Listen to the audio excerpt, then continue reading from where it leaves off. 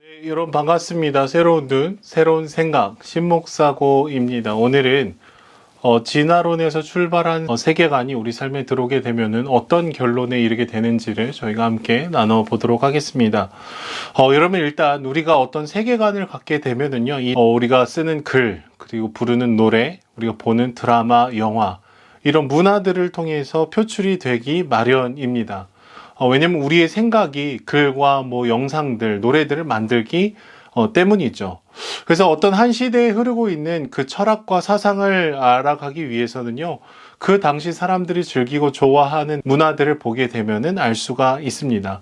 사람들이 이 시대에 어떤 드라마를 열광하는지, 어떤 노래에 그 문구에 마음을 다하게 되는지를 살펴보게 되면은 이 대부분의 사람들이 동의하고 공유하게 되는 생각들, 그리고 가치의 체계들을 저희가 알 수가 있게 되는 것이죠. 만약에 여러분들의 자녀들의 그 머릿속이 궁금하다면 여러분들의 자녀들이 보고 있는 유튜브 구독이 누구한테 되어 있는지를 한번 찾아보시면은 정확하게 아실 수가 있을 것 같습니다.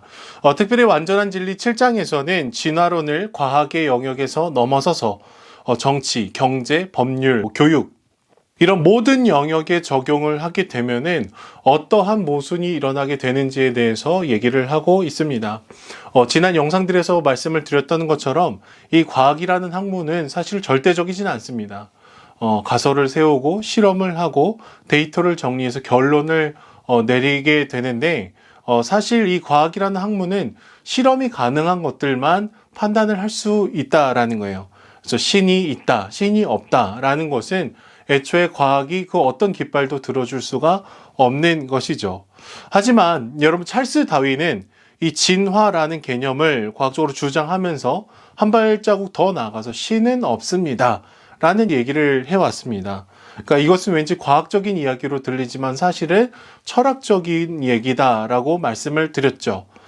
이 세상의 출발점을 그는 우연히 발생했다. 그래서 사실 존재의 이유나 목적 따위는 없다라고 말을 합니다. 단지 이 세상에 존재하고 있는 것들은 자연의 선택에 의해서 우월한 것들만이 이 오랜 시간들 가운데 살아남을 수 있게 되었다라고 얘기를 하고 있어요. 그러니까 일단 인류의 역사상 오랜 기간 동안에 지속이 되고 반복이 되었다면은 그것만으로 우월한 존재라는 것을 증명한다. 이런 식의 논리가 전개가 되는 것이죠. 우리는 이런 얘기를 들으면 머리 아프다. 무슨 말인지 잘 모르겠다. 그냥 이렇게 하고 넘어갈 때가 참 많지만 여러분 중요한 것은 이런 잘못된 세계관, 잘못된 생각은 굉장히 파괴적인 결론을 만들 수밖에 없다라는 거예요. 이런 진화라는 것을 통해서 모든 것을 판단하는 사람들, 즉 진화주의의 영향을 받은 사람들은요, 일단 오랜 기간 존재한 것은 다 존귀한 걸로 본다라는 것이죠. 좋다고 생각한다라는 거죠. 왜냐? 일단 살아남았으니까.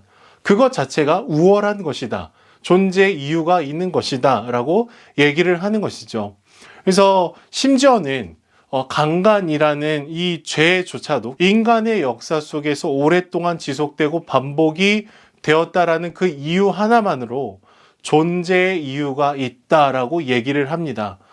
진화주의, 모든 것이 진화로부터 시작이 됐다라고 생각하는 이 렌즈를 통해서 만물을 해석하게 되면은 이런 안 좋은 행위 자체도 생식의 성공을 극대화하려는 적응 현상, 이런 말도 안 되는 미사여구를 붙여서 합리화하더라. 그래서 이것을 이르러 도덕적으로 나쁘다고만 말할 수가 없다라고 말도 안 되는 주장을 하게 되는 것이죠. 여러분 동의가 되십니까? 저는 절대로 동의가 되지 않는 것 같아요. 자신이 낳은 자녀를 살해하는 유아 살해라는 것 역시 진화론에서는 우월한 열매라고 얘기를 합니다. 그저 오랜 기간 동안에 사라지지 않았다라는 것 때문이요. 하지만 이 신생아를 살해하는 것이 진화에 의해서 선택이 되었다라는 증거를 좀 보여주십시오라고 얘기를 하면 그 사람들은 구체적인 증거는 들이밀지는 못합니다. 아무 얘기도 하지 못하죠. 나치즘을 따랐던 사람들이 유대인들을 굉장히 열성한 존재로 규정하고 마음껏 학살을 할 수 있었던 것 역시도요, 이런 진화론의 개념을 사람을 보고 사회를 보는 세계관으로 가지고 갔기 때문에 그런 것이죠. 어떻게 사람이 이렇게 잔혹하게 다른 사람을 죽일 수 있냐라고 반문을 하고 싶지만 여러분 잘못된 눈과 잘못된 생각은 이렇게 잔인한 행동을 자행할 수 있도록 만들 수 있다라는 거예요. 그래서 낸시 피어시는 완전한 진리 7장을 통해서 이런 잘못된 세계관이 우리가 부르고 있는 노래, 글, 우리가 보는 연극에 다양하게 흘러가고 있는 실제적인 예들을 들고 있습니다. 전 잘 모르는 그룹인데요. 블루 하운드 갱이라는 그룹이 불렀던 더 배드 터치라는 노래를 보시면은 이 진화주의적인 관점들이 있습니다. 또 염소 또는 누가 실비아인가라는 연극을 보면은 역시 이 사람과 동물 사이의 그 경계선을 허무는 얘기들이 기록이 되어 있죠. 하지만 이런 진화주의적인 세계관은 이 처음부터 끝까지 일관되게 무엇인가를 주장하기에는 참 부족한 세계관입니다. 그래서 진화주의를 주장하는 사람들이요, 자신의 사랑하는 자녀들에게 야, 너는 존귀한 존재가 아니라 그냥 자연 선택에 의해서 설정된 그런 기계에 불과하다라고 얘기를 하지는 못하죠. 집에 들어가서는 그 똑같은 논지를 가지고 얘기를 하지 못하더라라는 거예요. 딸을 두고 있는 아빠가 강간이라는 행위가 생식을 성공을 위한 우월적인 행위다라고 얘기를 할 수 없듯이 그들에게는 앞과 뒤가 다를 수밖에 없는 모순이 있다라는 거예요.